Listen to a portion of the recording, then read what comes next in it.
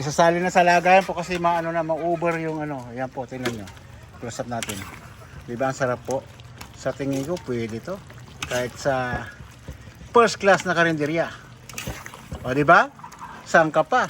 Ito po yung dalawang kasama ko. Si Irma at saka sila po ang ano, master din dito. Ako alalay lang ako sa kanila pero ako nagluto.